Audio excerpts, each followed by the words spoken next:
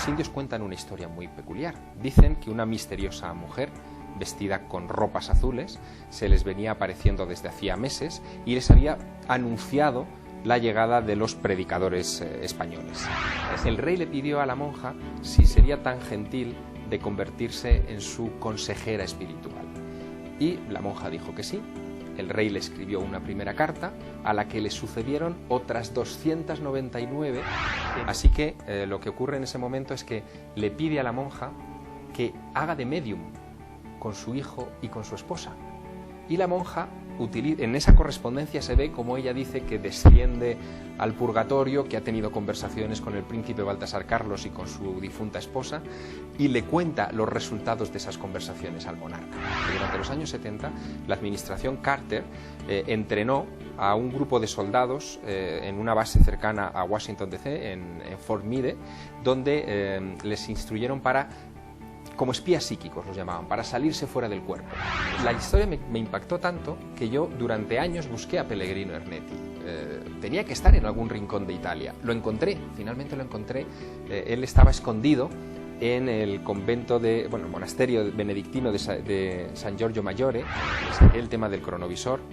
Su reacción yo no la olvidaré mientras viva. Él se puso pálido, rígido, se levantó de su mesa, estábamos cada uno al lado de un escritorio lleno de papeles, se puso a mi lado, me cogió de los hombros y me sacó literalmente de su despacho y del convento diciendo: váyase de aquí, yo de esto no le puedo hablar, este es un asunto peligroso, por favor, no vuelva. Expediente punto cero. Las voces, los hechos, las investigaciones, el análisis. Punto cero expediente. Expediente punto cero. Amigos, un gusto saludarlos. Mi nombre es Johanan Díaz Vargas y como cada semana es un gusto, un placer tener la posibilidad de saludarlos a usted que nos sintoniza en diversos puntos de la República Mexicana. Y bueno, como ya le habíamos adelantado a usted, el hablar de la Dama Azul, el hablar sobre novelas que hablan de misterios, que hablan de enigmas, pero que son bien contados, es precisamente lo que hace el escritor y periodista español Javier Sierra, a quien es un gusto saludarlo en esta tarde aquí en la Ciudad de México. Javier, un gusto saludarte, ¿cómo te va? Un placer. Pues al contrario, gracias a ti por acompañarnos en Realidad Punto Cero. Platícame, ¿La Dama Azul? Sí, La Dama Azul es una historia bien singular, es una novela que en estos momentos está siendo publicada en 23 países y que cuenta una historia que aparentemente parece ciencia ficción o parece fruto de mi imaginación, pero que tiene una fuerte raigambre real. En 1629, un grupo de frailes que partieron de Ciudad de México para predicar al norte, a los territorios del norte, lo que es actualmente Nuevo México, y convertir a los indígenas de aquellas regiones por primera vez al cristianismo, se encuentran con una sorpresa que no esperaban, y es que especialmente las tribus vinculadas a los jumanos, una de las etnias de allá, les piden con toda docilidad ser convertidos, ser bautizados. Incluso les sorprenden haciendo cruces de madera que liaban con cuerdas, les sorprenden hablando palabras en español antiguo, y cuando les preguntan que cómo es posible que en esos territorios donde no habían entrado todavía los españoles, esta gente ya conociera la fe cristiana, los indios cuentan una historia muy peculiar. Dicen que una misteriosa mujer, vestida con ropas azules, se les venía apareciendo desde hacía meses y les había anunciado la llegada de los predicadores españoles. Esa mujer es identificada en un primer momento por Fray Alonso de Benavides, el jefe de esa expedición, con una nueva aparición de la guadalupana. Apenas hacía 100 años que se había aparecido la Virgen de Guadalupe a pocos kilómetros de acá, ¿no? Y abundando en esa investigación, Benavides, muy satisfecho por haber convertido a miles de indígenas en muy corto periodo de tiempo, regresa a España, le cuenta al rey Felipe IV lo que ha sucedido en tierras de su corona bien lejanas, y le redacta incluso un documento que es en el que yo he basado mi novela, un documento que se llama el Memorial de Benavides, que el rey se queda impresionadísimo con el texto y lo ordena imprimir en la imprenta real en 1630, donde cuentan estas conversiones milagrosas de los indios por esa Dama Azul. Pero surge algo que es lo más llamativo de este asunto. de repente la hipótesis de la guadalupana se arrincona, descartan que sea una intervención de la Virgen. Lo sorprendente es que en la corte Benavides escucha que hay una monja de clausura que vive en el noreste de la península ibérica, en Castilla, en un pueblo llamado Ágreda, muy pequeño, muy frío, cerca de las montañas, que tiene fama de poder estar en 2 lugares a la vez, que se la ha visto en varias ocasiones dentro y fuera del convento, y dentro del convento y en poblaciones cercanas.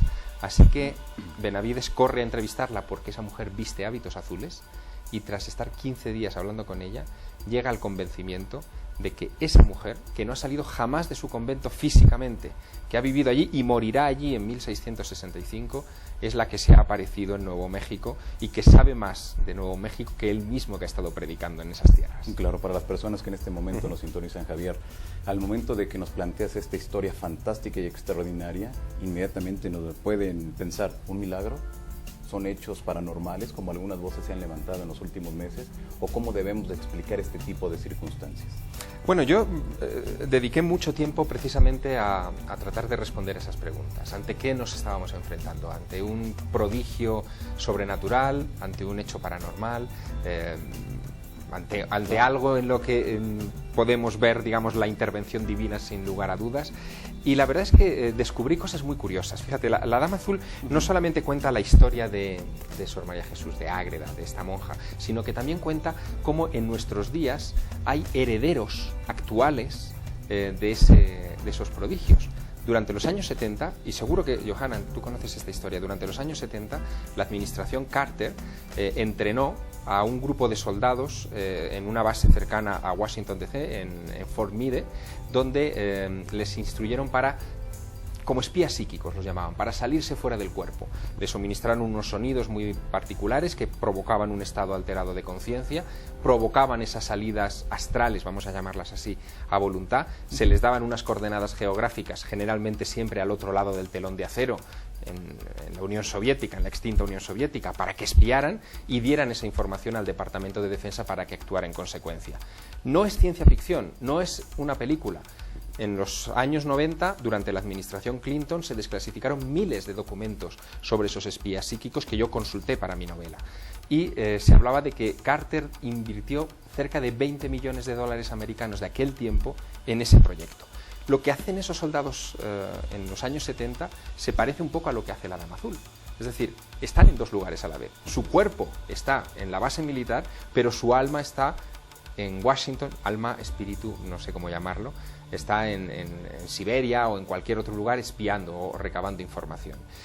Y tratando de comparar ambos fenómenos, yo llego a interesantes conclusiones, ¿no? Yo creo que efectivamente ambas cuestiones, tanto el espionaje psíquico y los viajes astrales como la bilocación, tienen que ver con esa parte de nuestra naturaleza que pocas veces consideramos y que llamamos alma, ¿no? Y que tiene que ver con esa chispa que tenemos dentro de nosotros y que nos trasciende cuando nos desencarnamos, cuando nos morimos, y que nos hace ser más especiales muchas veces de lo que creemos, ¿no? Así es, exacto. Ahora, esto fue en 1600, mediados de 1600, ¿no? Sí, la historia de la Dama Azul, a partir de 1629 se destapa el caso. Muy bien, se da a conocer. En ese momento, ¿cuál fue la repercusión de esa historia? Bueno, en su momento tuvo importancia porque, sobre todo para el rey. El rey se fascinó con esta mujer, evidentemente. ¿Se entrevistó con ella? Sí, esto es muy curioso. El rey en 1643 tuvo que emprender una campaña militar al norte de la península ibérica, se desvió de su camino expresamente para ir al convento y ver cara a cara a la Dama Azul. Cuando la tuvo delante, a través de las rejas, unas rejas, además que todavía hoy se conservan, unas rejas terribles con unos pinchos que separan el interior de la clausura del exterior, el rey le pidió a la monja si sería tan gentil de convertirse en su consejera espiritual. Y la monja dijo que sí. El rey le escribió una primera carta a la que le sucedieron otras 299 en el curso de los siguientes años, hasta que ambos fallecen en 1665. ¿Qué hay en esa correspondencia? Yo también la he examinado a fondo. ¿Has tenido los papeles en tus manos, los originales? Sí, he tenido esos papeles en mis manos. Y la correspondencia es fascinante porque el rey solicita a la monja ayuda en todo tipo de cuestiones. incluso en cuestiones de tipo bélico.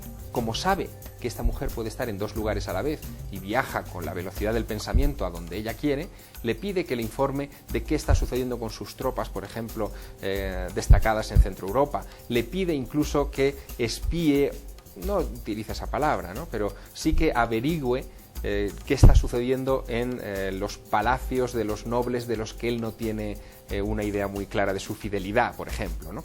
Y también hay unos episodios que a mí me impresionaron especialmente, que se producen cuando el rey pasa los momentos más amargos de su vida.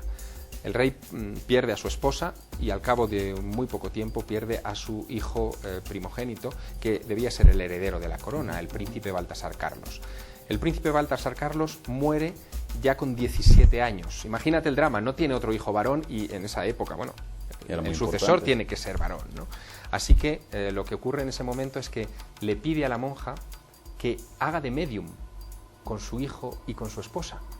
Y la monja, en esa correspondencia se ve como ella dice que desciende al purgatorio, que ha tenido conversaciones con el príncipe Baltasar Carlos y con su difunta esposa, y le cuenta los resultados de esas conversaciones al monarca.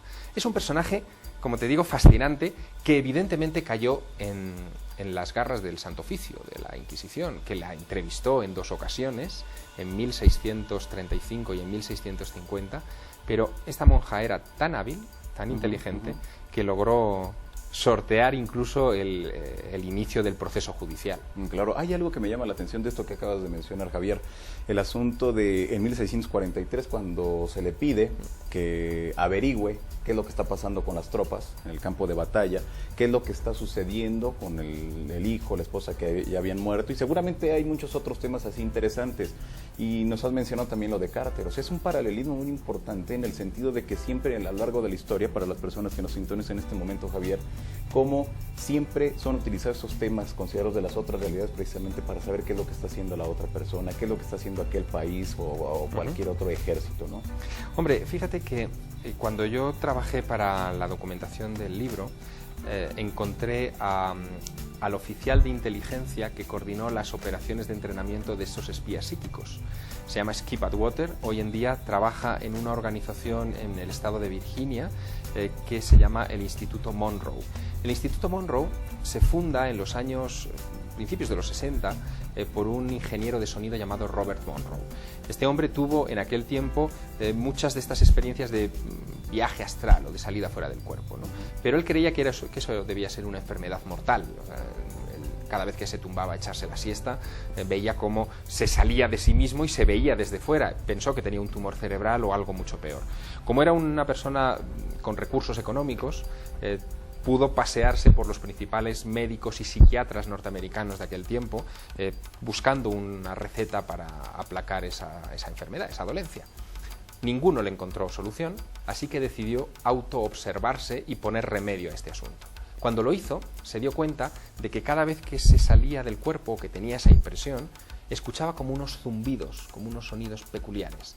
Como ingeniero de sonido los sintetizó, los grabó artificialmente y los suministró a su familia, amigos, etc., provocando en ellos también la experiencia.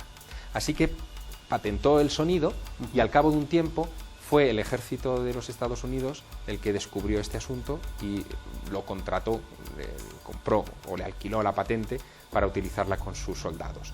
El jefe de aquella sección nueva en el Departamento de Defensa, Skip Atwater, fue el que a mí me dio todo tipo de detalles hace algunos años en Virginia, y no solo eso, yo también le pedí que me adiestrara como soldado, como espía psíquico, es decir, que me suministrara esos sonidos en una cámara de aislamiento sensorial, una cámara aislada acústicamente, pero también con planchas de plomo para evitar cualquier tipo de interferencia electromagnética, en la que me colocaron electrodos en el cuerpo para controlar mis constantes vitales, y donde me fueron suministrando en dosis esas frecuencias vibratorias, esos sonidos, provocando que tuviera algún tipo de visión, ¿no? Fue muy curioso, fueron ejercicios en los que yo no fui demasiado hábil, debo confesarlo, pero sí me permitieron vislumbrar, siguiendo coordenadas geográficas, cosas que yo no había visto nunca, ¿no? Entonces, si alguien torpe como yo consiguió eso, ¿qué no pudieron haber conseguido durante la época de los entrenamientos diarios de soldados para esa tarea? Bueno, lo que consiguieron está en los informes militares. Llegaron a descubrir incluso la existencia de un prototipo de submarino soviético que no se conocía oficialmente en ese tiempo y que se confirmaría después por otros medios de espionaje convencional. Llegaron a encontrar aviones, en concreto un avión desaparecido en Zaire en aquella época importante. Llegaron a tener muchos datos, no sé si recuerdas, de la famosa crisis de los rehenes de Irán, donde varios ciudadanos norteamericanos fueron secuestrados en Irán. Bueno, pues datos precisos que luego ayudaron al rescate los dieron estos espías psíquicos, e incluso se utilizaron en fechas muchísimo más recientes para tratar de localizar a Osama Bin Laden, sin ningún tipo de éxito, por cierto, ¿no? Así es. Ahora regresemos nuevamente a 1600, a mediados de 1600. Están esos documentos, los tuviste en tus manos. No solo eso, sino que aunque yo he escrito una novela, en el libro, en la parte final, sí, los reproduzco. Estos son los textos en facsímil originales donde se habla de la milagrosa conversión de la nación jumana. Es, como digo, el primer documento histórico que cita Nuevo México.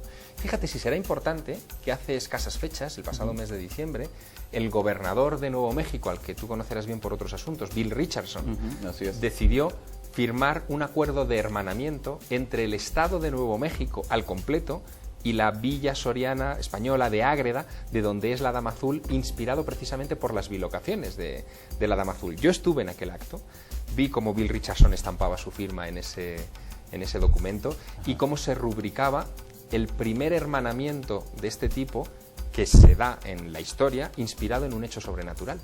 Porque exacto, nunca hasta ahora se había dado así. Tampoco, por supuesto, se había hermanado nunca un Estado norteamericano, una de las estrellas de la bandera, con un pueblo de 3.500 habitantes en España. También esto es muy singular, ¿no? Claro, y tú estuviste ahí, en ese acto. Sí, entre otras cosas porque Richardson leyó mi novela, se quedó muy fascinado con ella y decidió que no podía hermanar Ágreda con un pequeño pueblo de Nuevo México donde se hubiera visto a la Dama Azul, sino que la importancia del personaje fue tal que debía hermanarse con todo el Estado, ¿no? Exacto, que yo creo que es muy importante para ti, para tu novela, ¿no? Saber que tiene esa repercusión no solamente con los lectores, sino también en el ámbito político.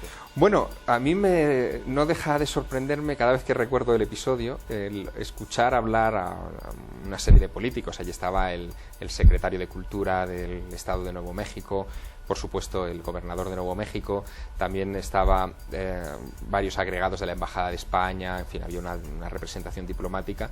De repente estar dando discursos sobre bilocaciones, ¿no? En fin, esto a mí me llenó de estupefacción, ¿no? Sobre todo cuando yo le pregunté a Richardson que me había sorprendido la naturalidad con la que él hablaba de fenómenos sobrenaturales, me hizo recordar algo muy interesante. Me dijo: hombre, señor Sierra, dice, usted quizá no se ha fijado todavía, pero si mira las placas de matrícula de nuestro estado, verá cuál es el lema que tenemos aquí, ¿no? El lema es Land of Enchantment, ¿no? O sea, tierra de encantamiento. Sí. Claro, es verdad, en Nuevo México puede ocurrir cualquier cosa. Pues muy interesante. Estamos conversando con Javier Sierra, él es periodista y también es escritor. Su más reciente, la que viene a presentar, aquí a la República Mexicana es La Dama Azul, un libro que ha salido pues ya en varias ediciones. Yo lo he visto en algunas otras por parte de otras editoriales, y lo más importante es que este tiene un diseño, y como ya lo mencionó Javier, en las últimas páginas tiene la reproducción de estas cartas. Sí, los documentos de Benavides, algunas informaciones de prensa también de la época, y sobre todo la aclaración de que los personajes de esta novela y la trama de ficción de esta novela quizá no es tan ficción como parece, ¿no? Claro, al principio se menciona a un Carlos, que inmediatamente las personas que más o menos conocen sobre estos temas, inmediatamente lo relacionan contigo. Sí, es inevitable, ¿no? Pero hay algo también muy importante al principio de tu novela, el cronovisor. Sí. Aquel experimento que se asegura que hay científicos y algunas personas de la Iglesia Católica abocados a recuperar las últimas palabras de Jesús cuando se encontraba en la cruz. Platícanos un poco de eso y luego regresamos desde luego con el asunto de la Dama Azul. Sí, es verdad que una de las columnas en las que se sustenta mi novela es un personaje que se llama Giuseppe Baldi, que es un benedictino que se ve implicado en la construcción de una máquina para obtener sonidos e imágenes del pasado por orden o por encargo de la Santa Sede. Este Giuseppe Baldi es un personaje de ficción, pero digamos que enmascara un personaje que existió realmente, que se llamó Pellegrino Ernetti, y que en 1972, en mayo de 1972, hizo unas declaraciones al Corriere della Sera, al periódico más importante de Italia, realmente extrañas. Él dijo que había construido esa máquina, que había obtenido esas imágenes del pasado, que había llegado a reconstruir óperas de la antigüedad clásica, como el Tiestes de Quinto Ennio, que se habían perdido y de las que no obteníamos ni siquiera fragmentos, solamente citas en textos de filósofos griegos, y también que había conseguido obtener, como tú muy bien dices, las palabras exactas que había pronunciado Jesús antes de morir en la cruz. Bueno, después de la publicación de esa noticia en el Corriere della Sera, diversas agencias se hicieron eco, evidentemente, de sus palabras, y la información trascendió prácticamente a todo el planeta. Llegó también a publicarse en España. Yo, siendo niño, recorté esa noticia de la prensa y me fascinó siempre, desde muy pequeño. De hecho, la reproduzco también aquí. ¿Ves? Hay un recorte que dice: una máquina que fotografía el pasado. Bueno, pues la historia me impactó tanto que yo durante años busqué a Pellegrino Ernetti. Tenía que estar en algún rincón de Italia. Lo encontré, finalmente lo encontré. Él estaba escondido en el convento el monasterio benedictino de San Giorgio Maggiore, en la isla del mismo nombre, que está en Venecia, justo frente a la plaza de San Pedro, es la que aparece, de San Marcos, es la que aparece en todas las estampas de Venecia, ¿no? Le entrevisté, le pedí una entrevista. En aquella época yo lo localicé por un accidente. Él había hecho unas declaraciones a la revista Oggi italiana como exorcista. De repente le entrevistaron como exorcista. Yo vi Pellegrino Ernetti, inmediatamente me acordé de este recorte de prensa y dije, debe de ser la misma persona. Le pedí una entrevista para hablar con él del diablo, porque si le mencionaba el cronovisor a lo mejor no me recibía. Me recibió. Estuvimos 2 horas conversando sobre Dios, el diablo, los ángeles y todo el problema teológico que todo eso conlleva, con toda tranquilidad. Cuando en un momento determinado de la conversación, llevábamos 1 hora y media charlando, le saqué el tema del cronovisor, su reacción yo no la olvidaré mientras viva. Él se puso pálido, rígido, se levantó de su mesa, estábamos cada uno al lado de un escritorio lleno de papeles, se puso a mi lado, me cogió de los hombros y me sacó literalmente de su despacho y del convento diciendo: váyase de aquí, yo de esto no le puedo hablar, este es un asunto peligroso, por favor, no vuelva.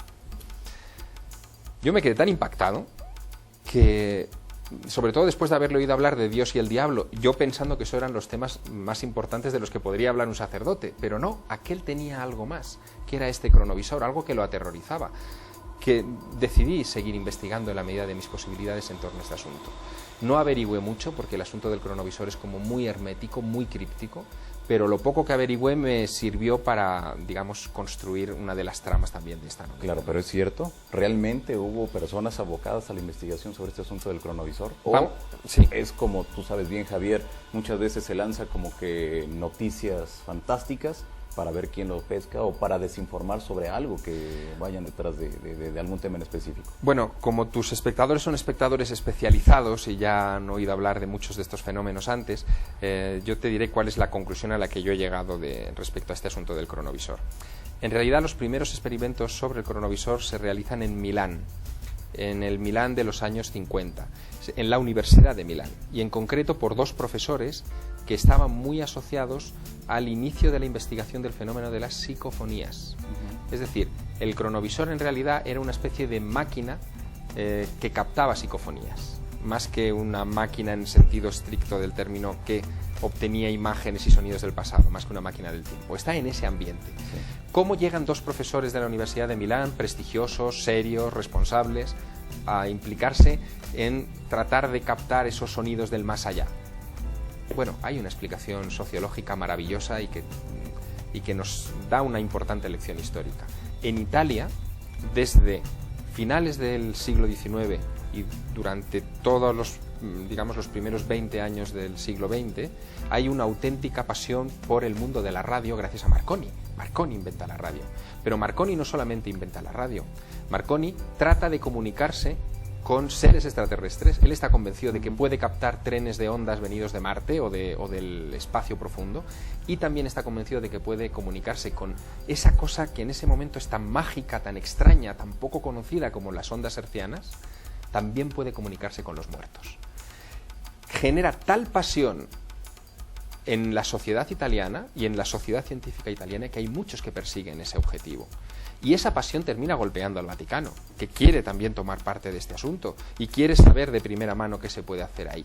Y ahí es donde probablemente, no tengo la prueba final, pero claro, es casi seguro que ese es el camino, ahí es donde probablemente el Vaticano se implica en este proyecto de la cronovisión.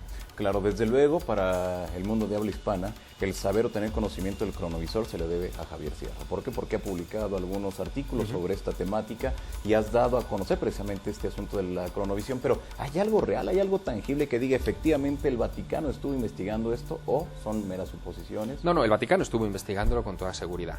Otro de los que se obsesionó con este asunto es un sacerdote francés que se llama François Brin, que publicó un libro hace ya algunos años muy famoso que se titulaba Los muertos nos hablan, en el que mencionaba también un poco de pasada este asunto del cronovisor. Bueno, yo me entrevisté con el padre Brin hace algunos años, solamente para hablar de este asunto del cronovisor, y me dio muchos detalles que yo no conocía. Brin se hizo muy amigo del padre Ernetti, del que me expulsó de San Giorgio Mayor en Venecia. Sí. Al ser sacerdotes los dos, supongo que tuvieron más complicidad, y esa amistad, desde luego, fue más allá de mi hora y media de conversación con el benedictino, se extendió a lo largo de muchos años, y Ernetti sí confió muchos detalles del cronovisor a Brin. Detalles como el tipo de funcionamiento de la máquina. Había una doble máquina, una máquina que captaba sonidos, que era la que le dio más información a Ernetti, es decir, sería casi una máquina de, como hablábamos antes, de psicofonías, o sea, que incluso hoy en Italia hay gente que tiene aparatos muy singulares que captan este tipo de mensajes, y otra, que es la que a mí me cuesta más aceptar, pero que es muy interesante el planteamiento. Otra que era una especie de tubo transparente, o sea, como de cristal, translúcido, y en el centro de ese tubo se formaban imágenes tridimensionales. O sea, era como un holograma de imágenes del pasado. Eso es lo que a mí me describió el padre Brin, ¿no? Hombre, a mí me costaba creer que eso se hubiera fabricado en la época en la que decía más o menos Brin, que podían ser años 50, finales 50, principios 60. Estábamos en la época en la que, bueno, los tubos catódicos de la televisión ya eran un avance, vamos, muy importante, casi alienígena, ¿no? y sin embargo ahí estábamos hablando de un holograma, de una holografía. Pero bueno, lo que parece que ocurrió es que tanto la Santa Sede como el equipo que llevaba Ernetti se asustaron con los primeros resultados y decidieron desmantelar la máquina, porque, claro, obtener una máquina a la que confiar la recepción de ese tipo de información del pasado sin manipulación, porque la historia está toda manipulada, podría hacer tambalear cimientos que a lo mejor no eran, o sea, no convenían a la propia Santa Sede, ¿no? Claro, muy bien. Desde luego este es el pilar, como tú bien lo mencionas, el pilar de esta novela, La Dama Azul. Pero ¿por qué o en qué momento, aunque lo describes en la primera parte de tu novela, que vas a hacer una investigación, hay nieve y de repente ves ahí Ágreda? ¿Y después qué pasa? Platícanos. Bueno, claro, la historia es cómo, digamos, yo tropiezo con este caso, porque la monja de Ágreda, Sor María de Jesús, no era un personaje en aquella época como muy conocido, ¿no? Cuando en España hablamos de monjas hablamos de Santa Teresa, fundamentalmente, ¿no? Pero no hablamos de Sor María de Jesús. Bueno, eso fue una historia muy singular, porque ocurrió en el invierno del año 91. Yo trabajaba entonces para la revista Año Cero en España y había publicado un reportaje sobre teleportaciones. Hay testimonios en todo el mundo, gente que conduciendo su vehículo entra en una niebla y aparece 30 kilómetros más allá de forma instantánea, o 300 kilómetros más allá, o en el sentido contrario de la autopista. En fin, hay relatos de todo tipo.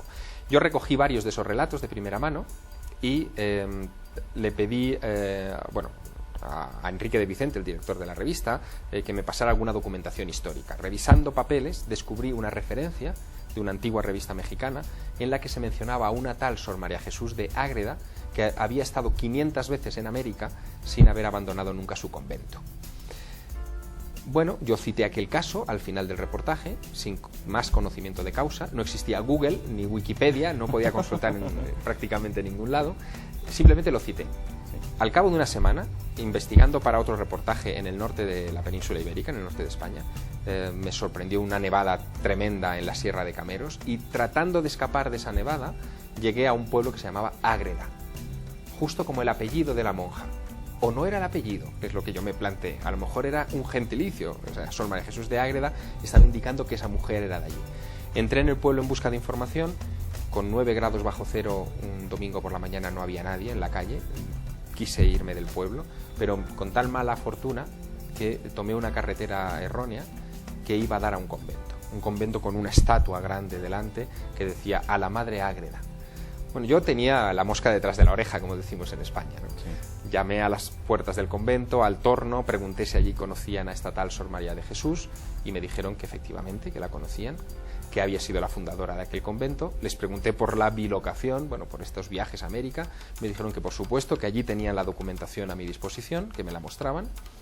Y cuando ya había revisado algunos papeles y estaba lo suficientemente seguro de que aquello era una gran historia, me dice las monjas que me estaban atendiendo: bueno, antes de irse, por favor, pase por la iglesia y salúdela. Digo, ¿que salude a quién? Dice, a la Dama Azul. Digo, la tenemos allí, en una vitrina de cristal. Y efectivamente, allí en una vitrina de cristal se conserva todavía hoy su cuerpo incorrupto. Esta mujer muere en 1665. Su estado de conservación es bastante notable. Y yo me quedé muy perplejo porque, imagínate, era la primera vez que yo le veía la cara a un personaje histórico, ¿no? Claro, allí estaba, durmiendo, casi como si fuera la Bella Durmiente, ¿no? Esperando que alguien la despertara. Me impactó tanto que, que no le conté nada ni a Enrique de Vicente, al director de Año Cero, ni a nadie, porque digo, esta historia hasta que no la termine de investigar no la voy a contar. A las 2 semanas sí, me estaban enviando, por casualidad, a un congreso, a cubrir la información de un congreso internacional que nada tenía que ver con monjas, ni bilocadas, ni nada, nada de esto, a un congreso internacional sobre ovnis que se celebraba en Tucson, Arizona, en el año 91, que organizaba Wendell Stevens, un general norteamericano. Bien, yo fui a Tucson, Arizona, y cuando tomo tierra allí, me encuentro con que en Tucson, Arizona, fue uno de los escenarios donde también se apareció la Dama Azul. Ya no me pude quitar la Dama Azul de encima durante años. Los siguientes 7 años estuvieron llenos de casualidades de ese tipo. Gente que me enviaba cartas con información correcta, declaraciones que yo hacía en la radio sobre este asunto muy ligeras, pero que provocaban una reacción que me conducía a otra fuente de documentación, viajes oportunos donde encontraba gente adecuada que me ponía sobre otras pistas. En fin, fueron tantas que necesité escribir una novela para explicarme a mí mismo lo que había sucedido, ¿no? Uno de los pilares de la novela es la casualidad. De hecho, se inicia con una cita de Teófilo Gautier, que yo creo que resume mucho este problema. Dice, la casualidad es quizá el seudónimo de Dios cuando no quiere firmar. Muy bien, Javier, tengo que hacer un corte. Vamos a un corte para todas las personas que nos sintonicen en estos momentos. Estamos conversando con el escritor español Javier Sierra sobre este asunto, su último el libro o la novela que viene a promocionar a México, La Dama Azul. ¿Esto por primera vez cuando vio la luz? Bueno, hubo una primera versión en el año 98, pero que he reescrito totalmente. Esta es una novela nueva, revisada, con mucha documentación, digamos, de lo que yo he seguido investigando, porque las casualidades han seguido en estos años también y no he podido dejar de trabajar en este caso. Javier, amigos del auditorio, desde luego, esto no es casualidad. ¿No es casualidad? No, no lo es. Yo creo que es una gran historia y esa historia estaba precisamente para Javier Sierra.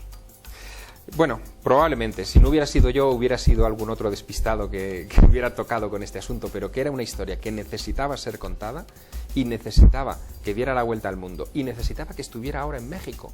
A fin de cuentas, está muy conectada también con México, sin lugar a dudas. Claro, permíteme, vamos a hacer una pausa y regresamos precisamente para ver cuáles son las implicaciones en la República Mexicana sobre este asunto de la Dama Azul. Javier Sierra, aquí en Realidad.0. Amigos, ¿qué tal? ¿Cómo les va? Un gusto saludarlos. Mi nombre es Johanan Díaz Vargas. Un gusto, un honor tener la posibilidad de saludarlos a todos ustedes donde quiera que usted se encuentre. La invitación para que nos acompañen todos los lunes después del mediodía en este canal www.youtube.com/Johanan Díaz y www.youtube.com/expediente.0, donde le daré a conocer lo más importante de los misterios y los enigmas que envuelven a este fantástico tema de los objetos voladores no identificados. Lo único que tiene que hacer usted es entrar a este canal y darle en esta parte superior suscribir. Al momento usted recibirá las notificaciones en cuanto estemos montando un nuevo video. Así que la invitación para que nos acompañe aquí en Expediente.0. Estamos de regreso en Realidad.0.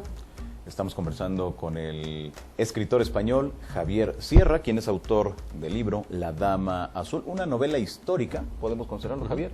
Sí, es parcialmente historia. Yo casi la defino como novela de investigación, mejor, ¿no? O de intriga histórica. Claro. Una novela polémica, porque desde luego se han levantado voces para decir que es una historia inventada. Pero aquí lo más importante, Javier, es de que hay documentos históricos que realmente avala todo lo que le sucedió a tu Dama Azul. Sí, sí, absolutamente. Es decir, no es un caso que yo haya exagerado, todo lo contrario. La parte histórica de la Dama Azul es muy meticulosa. Yo me circunscribo a la información que obtengo de fuentes históricas, incluso a la hora de describir Nuevo México, el Nuevo México de 1629, cómo eran las rutas de las caravanas que empezaban entonces a adentrarse en esas tierras, cómo vivían los indios en aquella época, cómo se construían las misiones. Todo eso es rigurosamente histórico. Bueno, hasta el punto de que la novela, el año pasado, mereció un premio en Estados Unidos, el Latino Book Award, a la mejor novela histórica publicada en inglés de lengua extranjera, ¿no?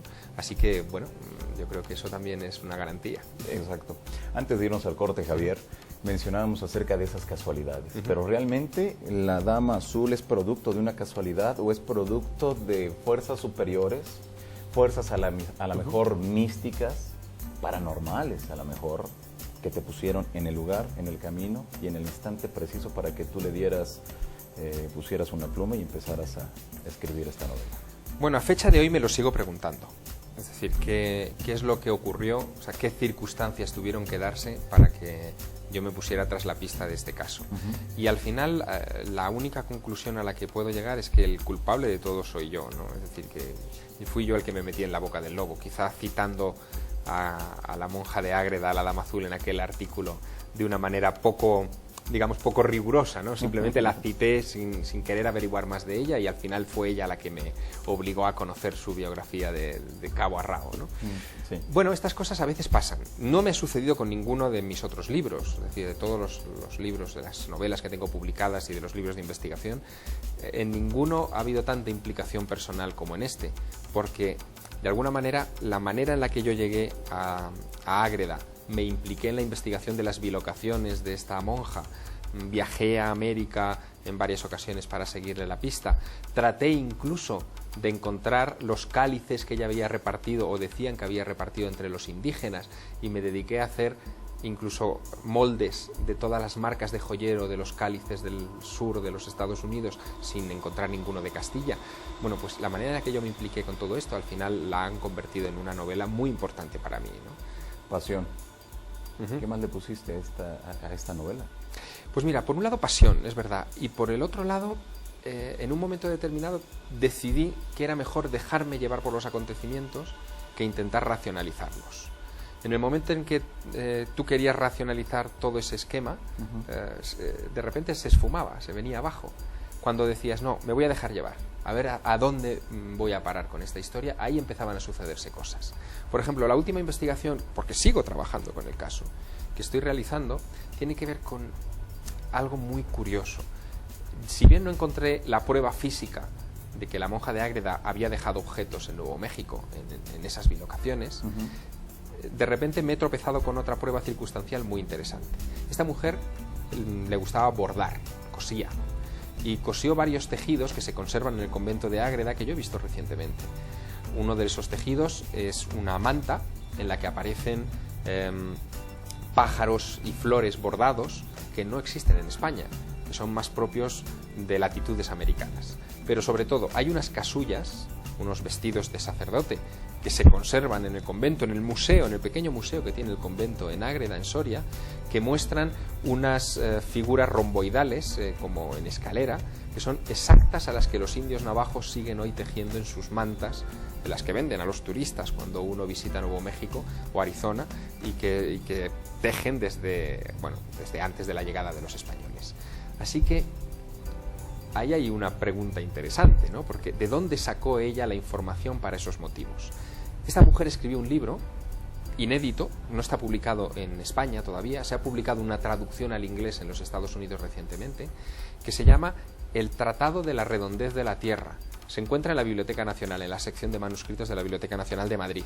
Ese Tratado de la Redondez de la Tierra es una descripción a vista de pájaro de nuestro planeta hecha por la monja de Ágreda, donde cuenta, por ejemplo, entre los detalles asombrosos, cómo ella puede surcar alrededor de la faz de la Tierra encima de una nube, todo esto es muy curioso, y ver cómo se pasa de la noche al día según ella va moviéndose sobre el planeta, ¿no?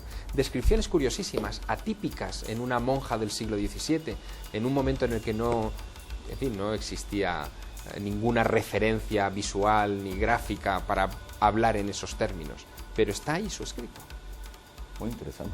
Es un personaje muy complejo, lleno de recovecos fascinantes, y a medida que yo voy profundizando más en su historia voy descubriendo... ¿Te va sorprendiendo? Sí, voy descubriendo más cosas. Es inagotable, como por ejemplo la sorpresa que me llevé hace algunos años en una de mis visitas al convento, cuando las monjas del lugar me dijeron, bueno, le vamos a presentar hoy a la abuelita. Yo, ¿cómo que la abuelita? ¿Quién es la abuelita? Dice, la abuelita es la madre de la monja de Ágreda, la madre de la Dama Azul, que también la conservamos incorrupta. Me llevaron a un lugar donde movieron un sarcófago que tenían allí, un féretro, lo abrieron y allí estaba el cuerpo también semi-incorrupto de la madre de la monja, vestido también con hábitos. Porque la historia de la familia es impresionante. La madre de la monja, Catalina de Arana se llamaba, junto con su padre, en un momento determinado, deciden fundar, ya siendo ellos adultos y habiendo tenido hijos, cada uno decide fundar un convento, uno para hombres y otro para mujeres. En el convento de mujeres ingresa Sor María Jesús de Ágreda, o sea, siendo una niña. Y esa madre, Catalina de Arana, es un personaje que ya tiene muchas facultades místicas. Tiene trances, ve luces, bolas de luz extrañas en su celda que describen en algunas páginas, escucha voces, en fin, es un personaje singular. Tanto es así que su hija es la que hereda esas facultades, indudablemente, ¿no? Pero las magnifica. La monja de Ágreda empieza a hacerse famosa siendo muy joven porque la ven levitar sus hermanas y corren la voz por todo el territorio y viene mucha gente a misa solamente para ver en un momento determinado a través de las rejas del coro cómo levita una de las hermanas, una de las monjas, ¿no? Ese es el inicio de la fama sobrenatural de esta mujer. Ahí inicia todo. Ahí inicia todo, sí. Muy bien, ¿y ahora por parte del padre? No, por parte del padre parece que los hombres siempre hemos sido poco importantes en estas cosas, ¿no? Por parte del padre poco hubo. De hecho, sí que estoy tras la pista desde hace años de uno de los hijos varones, hermano de la Dama Azul, que hay un documento antiguo de finales del 19 que habla de que estaba incorrupto en una ermita, enterrado en una ermita en el norte de España, ¿no? En una montaña. Pero esa ermita se destruyó y se perdió todo lo que había allí, entonces no he sido todavía capaz de reconstruir esa parcela, ¿no? Claro. Ahora entremos a este asunto de los cuerpos incorruptos. ¿Cómo se puede lograr eso? Bueno, en el caso de Ágreda es especialmente singular, porque Ágreda es una tierra húmeda, de muchas nieves. Tú sabes que una de las condiciones fundamentales para la preservación de un cuerpo sin intervención de ningún tipo de técnica de embalsamamiento o de momificación es la sequedad del terreno. Allí se dan las circunstancias exactamente opuestas y además las monjas en aquella época, como hoy, eran enterradas apenas con una sábana, con una tela alrededor en el suelo y ya está. En el caso de la monja se hizo así también cuando ella muere en la primavera de 1665 y cuando se la desenterró al cabo de unos años para, digamos, unas obras de aclimatación del convento, se encontraron con que el cuerpo estaba incluso flexible. Es una de las descripciones más curiosas, ¿no? Incluso flexible. El último examen médico que se ha hecho de ese cuerpo incorrupto se realizó en 1989. Yo hablé con varios de los médicos que participaron en ese trabajo. y me contaron una cosa muy singular, a mí me llamó mucho la atención. Se limitaron a firmar el informe médico redactado en 1909, 80 años antes, porque el estado de conservación en esos 80 años no se había deteriorado ni lo más mínimo. Bueno, es bastante extraño, o sea, es bastante singular. Y los propios médicos que han participado en esos exámenes no saben encontrarle una explicación lógica, ¿no? Porque el cuerpo no es que se conserve en una cámara frigorífica, claro, o en un sitio con la temperatura medida, como pueden estar las momias del Museo de Antropología o de cualquier museo importante del mundo, que se controla las circunstancias, digamos, de la urna en las que se encuentran. Aquí no, aquí es un cristal normal y corriente y nada más, ¿no? Algo muy sencillo. Muy sencillo. Y en el caso de la madre de la monja, ni eso. Es decir, no hay ni un cristal, está en un arcón como si fuera un objeto en un armario, ¿no? Muy bien. ¿Ágreda está a la vista de todos? ¿Está en exhibición o qué? Sí, Ágreda, como te digo, es un pueblo de 3.500 habitantes. Para que nos hagamos una idea, más o menos entre Madrid y Zaragoza, okay. Como a la mitad de camino entre Madrid y Barcelona. Y es una zona muy rural, no hay grandes industrias, ni es una zona especialmente desarrollada, sigue siendo todavía una zona muy, muy rural. Y allí es donde está este convento, que cualquiera puede ir a ver, cualquiera puede entrar en la iglesia, ver el cuerpo incorrupto de la monja, ver el museo donde se encuentran, por ejemplo, estas ropas talares con los motivos de Nuevo México, de los Navajo, y hacer sus propias averiguaciones. De hecho, es lo que pretendo siempre con mis novelas, ¿no? Mis novelas no son novelas solo de evasión en las que uno puede pasar un buen rato. Por supuesto que uno puede pasar un buen rato con mis novelas, no faltaría más, pero son novelas que tratan de sembrar una inquietud, que invitan al lector a sumarse a esta investigación, a participar vitalmente de esta búsqueda. Y en el caso de los protagonistas de La Dama Azul, lo que persiguen todos ellos es, fíjate, lo que persiguen es el alma. En el fondo todo esto tiene que ver con el alma, ¿no? y con las capacidades, digamos, extracorporales que tenemos todos, ¿no? Exacto. Ahora, Javier, menciónanos qué pasa con el cuerpo. O sea, ya nos has mencionado que es incorrupto, que no se ha deteriorado en mucho tiempo. ¿Hace milagros? La gente acude, aparte del morbo, acude a pedir un milagro, a pedir quizá o a dar gracias por los favores recibidos. Claro, este personaje evidentemente inmediatamente inspiró fe, ¿no? Y hay, por supuesto, gente que acude allá a pedirle favores y algunos milagros se han obrado, ¿no? Curaciones, evidentemente, que están ahora en manos de la Congregación para las Causas de los Santos en Roma, que estudia su proceso de beatificación. Déjame decirte que hace un año y medio más o menos estuve en la Congregación de las Causas de los Santos en Roma preguntando por la Dama Azul y me entrevisté con uno de los relatores de esa congregación. Un relator es el que se dedica a investigar precisamente los hechos sobrenaturales que luego servirán para acreditar la fama de santidad de los personajes que llegan a los altares. Bueno, yo salí de allí queriendo ser relator de la causa de los santos, claro, imagínate, es alguien que todo el día está trabajando con lo sobrenatural, ¿no? Bueno, pues uno de ellos, el padre Cristoforo Bove, es un especialista en bilocaciones. Para que tengas una idea, él estudió a fondo el expediente del padre Pío de Pietrelcina, hoy santo. San Pío de Pietrelcina tuvo varias bilocaciones, algunas muy documentadas, como por ejemplo la que él hizo entre su convento en Nápoles, en el sur de Italia, y Montevideo, en Uruguay, donde atendió al moribundo arzobispo de Montevideo, porque ese arzobispo había visitado Nápoles años atrás y le había hecho prometer al padre Pío que le atendería cuando él muriese. Y hubo un montón de gente que vio un capuchino jorobado con barba entrar en la habitación y atenderle en esos últimos minutos de vida, ¿no?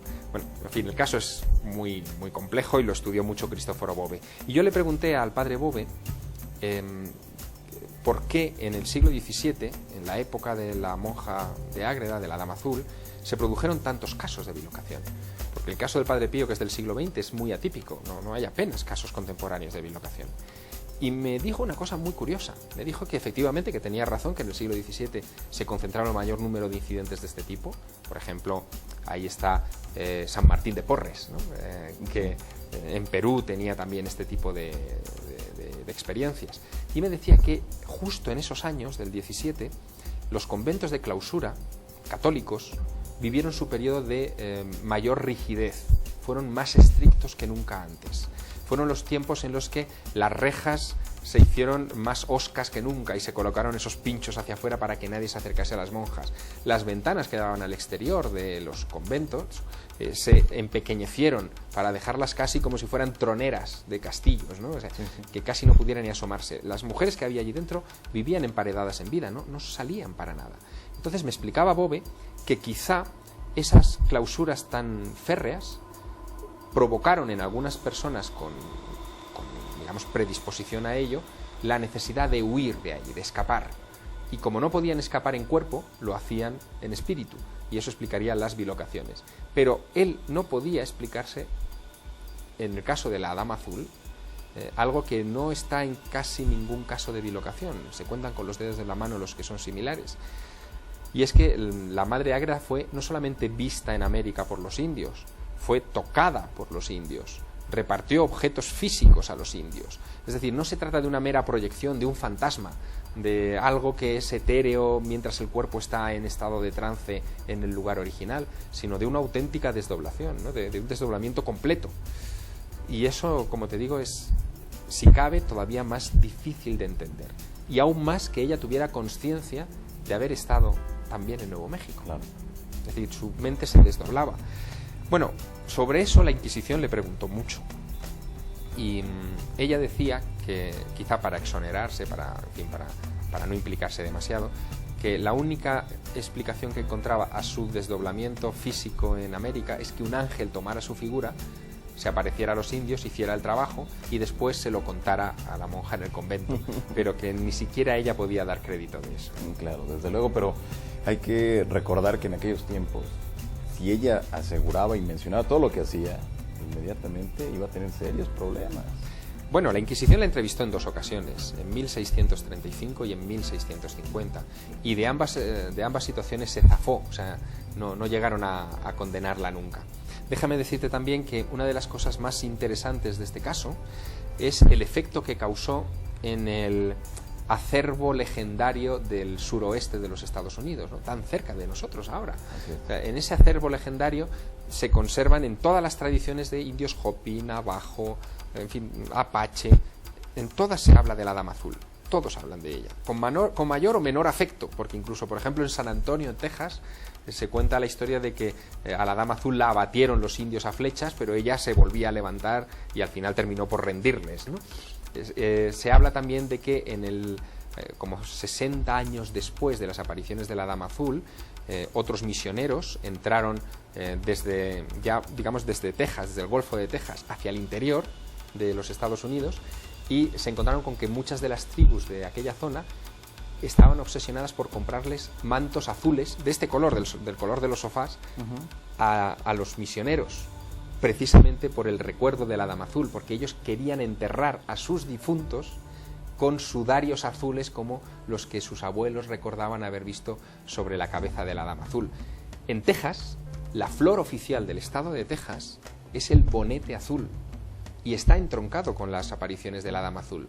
La leyenda dice que cuando la Dama Azul se aparecía ante los indios de esa región, iba dejando un rastro de flores de ese color antes de desaparecer en el horizonte.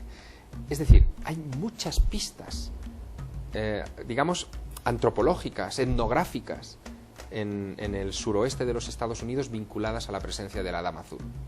Muy interesante, Javier Sierra. Le recordamos a todas las personas que en este momento nos ven, Javier. Esta es tu última publicación, La Dama Azul, publicado por Planeta, y que es una revisión, ¿verdad? Una revisión de lo que ya se ha publicado en el 98. Sí, se publicó en España, a México no llegó nunca, ¿no? O sea que es motivo de satisfacción doble tenerlo aquí. Exactamente. Y bueno, ahora platícame ya grandes rasgos y ya para finalizar, ¿qué tan importante es México dentro de toda esta historia? ¿Tiene alguna participación, no? Bueno, tiene una participación fundamental. Fue un gran arzobispo de México del siglo XVII, Monseñor Manso y Zúñiga, el que, organizó todas las expediciones de los misioneros franciscanos para que evangelizaran Nuevo México. Aquí, en Ciudad de México, fue donde se recibieron las primeras noticias ciertas de las apariciones de la Dama Azul en el suroeste de los Estados Unidos, donde se recopiló el primer informe, y de aquí se mandaron las primeras cartas a España, a la Orden de los Franciscanos, informando de los hechos milagrosos que estaban teniendo lugar en el Río Grande. Es decir, que la importancia de México es fundamental porque era la metrópoli, es decir, era la gran ciudad desde la que se organizaban las campañas de conversión de los indígenas. Claro, ¿has tenido documentos en tu poder de aquellos tiempos aquí en México? En los archivos de la Orden de San Francisco en Madrid se conservan algunos de esos documentos. ¿Pero acá en México? No, acá en México no. No has buscado. No, aquí en México ¿Crees no. que haya? Seguramente habrá alguna cosa. De hecho, una de las razones que me llevan a querer venir a la Ciudad de México es rastrear la correspondencia de Monseñor Manso y Zúñiga, que sin duda debe mencionar esto en algunas otras cartas que no han llegado a España, ¿no? Claro, exacto, y que desde luego va a tener más implicaciones para tu novela, ¿no? Vas a robustecer la investigación. Sí, desde luego. Se podría escribir incluso una segunda parte de esta novela perfectamente, porque siguen ocurriendo cosas. Los jumanos, los indios catequizados por la Dama Azul, digamos que disminuyeron, mermaron exponencialmente en los años siguientes, en los siglos siguientes. Yo los creía desaparecidos, pero no es así. Es decir, se mezclaron con los apache y hoy quedan todavía algunas comunidades humanas en Nuevo México, y una de esas comunidades se puso en contacto conmigo hace algunos meses, a raíz de la publicación en inglés del libro, y me decían que estuviera atento, que la Dama Azul todavía se seguía apareciendo. Bueno, aquello me dejó un poco perplejo y casi me pareció el inicio magistral de una segunda parte de la novela, ¿no? Claro. ¿Quién sabe? ¿Ya estuviste en el lugar? No, todavía no, estoy pendiente de visitarlos. Muy bien. ¿Y si se aparece? ¿Qué va a pasar? ¿Y No que tú estés ahí? No sabría qué decir. Es interesante, ¿no? Bueno, yo ya mantengo una postura abierta ante esto, ¿no? Evidentemente, mira, yo desde hace muchos años yo acepto el lema vital que tenía un gran filósofo e investigador de sucesos extraños francés llamado Aimé Michel, que escribió también un libro sobre misticismo, ¿no? Muy importante en su momento. Aimé Michel decía que en estas cosas hay que estar abierto a todo, pero no creer en nada. Y lo decía por una razón, porque si lo conviertes en dogma de fe, entonces dejas de poner atención a las pruebas. Y él tenía una mente muy racional, mi mente es racional también, y lucha por entender estas cosas que se salen del esquema racional, pero que existen indudablemente, que nos influyen en nuestra vida indudablemente, que es mejor dejar que nos influyan que dejarlas pasar también, indudablemente. Claro, la Dama Azul, ¿en algún momento será santa? Esperemos que sí. A mí me gustaría mucho estar en esa ceremonia de beatificación. Y desde luego tu novela va a servir a muchas personas, a las nuevas generaciones, en conocer a un personaje histórico con una trascendencia tan importante, tanto para el continente americano como para el europeo. Sí, yo creo que sí. Además, en Italia, por ejemplo, donde ya se ha publicado también el libro, se ha generado una reacción muy interesante, y el libro evidentemente también está en la Santa Sede, ¿no? Es decir, que si quieren tomarlo como muestra, aunque solamente sea como pequeña muestra de la fama que ya tiene esta mujer, importante es, ¿no? para ese proceso. Un proceso difícil, claro, porque esta mujer escribe un libro, de eso no hemos hablado, que se llama Mística Ciudad de Dios. Lo publica, se publica 5 años después de su muerte, en 1670, y es un libro en el que se cuenta con pelos y señales la vida de la Virgen María, dictada por ella misma, dice la monja. Al decir aquello de dictada por ella misma, el Santo Oficio condenó el libro al índice de los prohibidos, porque no podía aceptar una nueva revelación, y además de una mujer humilde en un pueblo de España perdido, sin ninguna importancia para ellos, ¿no? Bueno, ese libro estuvo condenado, pero el libro se ha ido abriendo paso a lo largo de los siglos, hasta el punto, fíjate, Johanan, de que hace unos años inspiró el guión de la película La Pasión de Cristo de Mel Gibson. Buena parte de los detalles de la vida de la Virgen que contiene ese largometraje están sacados de esa obra de la Mística Ciudad de Dios. En fin, los tentáculos, digamos, o las extensiones de este personaje son infinitos. Claro, Javier. Ya nos has platicado esta historia, ya la hemos conocido a grandes rasgos, y desde luego que en las personas que nos sintonizan en este momento ya les quedó esa duda, inmediatamente van a ir a comprar este libro, La Dama Azul, lo van a adquirir. ¿Por qué? Por tratar de conocer a un personaje tan mágico, a ese personaje que le pones tanta pasión cuando lo estás describiendo, que se antoja leerlo en realidad. Pero la pregunta aquí es, ¿por qué al 2009 está sucediendo todo esto? Se da a conocer y le das más impulso a tu novela, o desde 1998, y es cuando las nuevas generaciones se interesan y voltean los ojos a ver la vida de alguien que para en ese momento no tuvo una trascendencia tan importante, más que solamente en la zona aledaña donde ella habitaba? Bueno, yo creo que este libro es de una rabiosa actualidad, aunque hable de estos acontecimientos que parecen pasados. Claro, porque estamos hablando casi 350 años después. Sí. Sigues hablando de ella. Sí, pero te digo que está de actualidad por una razón, porque, como te digo, no es solo una novela histórica que habla de estos hechos, sino que hay también tramas contemporáneas paralelas que se van entremezclando como si fueran una película, digamos, ¿no? Pero lo importante es que todos los personajes, los históricos y los contemporáneos, todos ellos inspirados en personajes reales, en realidad participan de una misma inquietud, que es esa búsqueda de lo trascendente, ¿no? Y en una época como esta, en la que se está derrumbando el mundo, es decir, el fin del mundo materialista está aquí, lo estamos viendo todos los días en los informativos, o sea, estamos llegando a un punto de colapso. El hablar de cosas relacionadas con el espíritu es muy importante. Claro. Y hablarlas desde una óptica no extrema, sino media, es decir, de búsqueda, de tratar de articular y combinar ambos mundos, ¿no? El hipermaterialista y el hiperespiritual, yo creo que es adecuado, ¿no? El mundo material, como te digo, se acaba, pero o nos agarramos al espiritual o nos hundimos nosotros con él, ¿no? Exactamente. Y este tipo de libros creo que dan esperanza para pensar en estas cosas. Y que eso es lo más importante, ¿no? En muchas de las ocasiones. Es fundamental. O sea, la esperanza es lo que nos mantiene vivos. Así es. ¿Algún objetivo? ¿Hay algún mensaje? Lo hay. Hay varios mensajes, pero... El principal, el que tú consideras el principal de esta novela. El principal de esta novela es el que te estoy diciendo, el de la aventura en pos de lo trascendente, desde el mundo conocido al mundo desconocido. Y incluso la ciencia se va a poner de acuerdo con nosotros en muy poco tiempo. Bueno, ya de hecho lo está, ¿no? La física cuántica, por ejemplo, admite que la bilocación es posible. La física cuántica es la física que estudia las partículas elementales de la materia, lo más pequeño, lo infinitamente pequeño, la estructura de la realidad. Y ellos saben que hay partículas que están en un punto del universo, pero que pueden estar en otro comportándose de la misma manera. Está admitido en sus publicaciones científicas. Pero también hay otra física, que es la astrofísica, la física de lo enormemente grande, de lo que está ahí fuera, que está ya admitiendo que su conocimiento del universo es ínfimo, pese a todo el desarrollo tecnológico que tenemos, que el 80% de la estructura, de los ladrillos con los que se construye la realidad, es materia oscura. Y materia oscura es sinónimo de desconocimiento, no saben lo que es la materia oscura. Dentro de esa materia oscura está la clave de todos estos fenómenos, sin duda. Muy bien. Javier Sierra, te quiero agradecer enormemente que hayas estado en el estudio de Realidad.0, que hayas conversado con todo el auditorio sobre el asunto de La Dama Azul, la última publicación de Javier Sierra. Esto es publicado por la editorial Planeta y desde luego ya se encuentra en todas las librerías de la República Mexicana, así que lo invitamos a que usted acuda, vaya y compre este libro, La Dama Azul. Javier, un gusto y un placer haber conversado contigo. Un placer, Johan. Pues al contrario, gracias a ti. Ustedes han escuchado al periodista y escritor español Javier Sierra con esta última publicación, La Dama Azul. Una historia fantástica, usted lo escuchó, es una historia verdaderamente muy interesante que usted, si desea, puede conocerla en profundidad a través de este libro, La Dama Azul, de Javier Sierra.